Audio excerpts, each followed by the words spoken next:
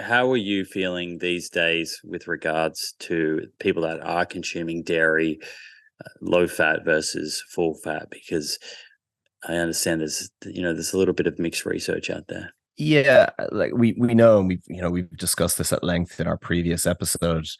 There are differences, although we have mentioned saturated fats as a class today.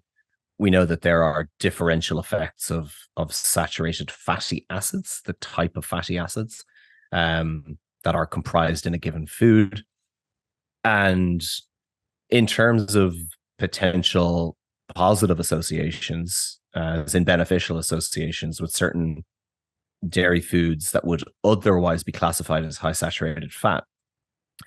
Overall, that's really confined to cheese and potential and yogurt or kind of fermented yogurt drinks.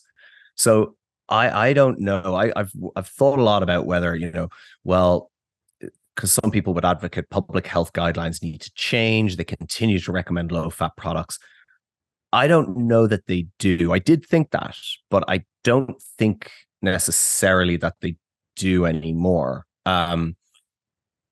Primarily because, you know, the distinction or the differentiation in terms of overall outcomes, whether we're talking about type 2 diabetes or cardiovascular disease, um, you know, other than specific recommendations for cheese, milk, for example, that overall body of evidence would suggest that a low fat version might be preferable for population health. I'm not talking about individual health here necessarily.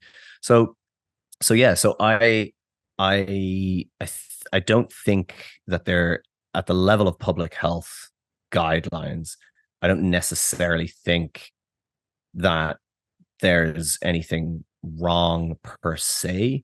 Where I think that I still see those guidelines as potentially, and where there are some valid points raised, is that by just generally specifying low fat, that can obviously lead people out to buy some sugar laden flavored, you know, kind of yogurt drink or whatever, low protein kind of. That's not really what the ideal outcome in that scenario is, and I think there can be clarity in that regard. And but yeah, I think when we really parse the food-based relationships within the overall complex category that is dairy, because we can differentiate it on a number of different categorizations, whether related to fat content, processing level, um, churning or otherwise, all this kind of stuff.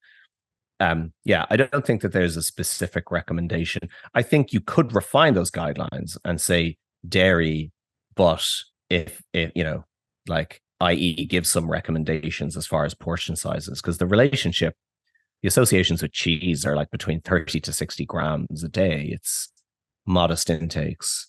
Um, you're not eating the whole wheel of brie, so I think there could be some scope for some of the nuance within that research to be communicated better, but I understand conceptually why public health recommendations still broadly just state, low fat options. Yeah, the Eat Lancet guidelines they're not national dietary guidelines, but they do sort of quantify the different food groups to an extent. There's kind of like a range in there, an average and like an upper and lower bound.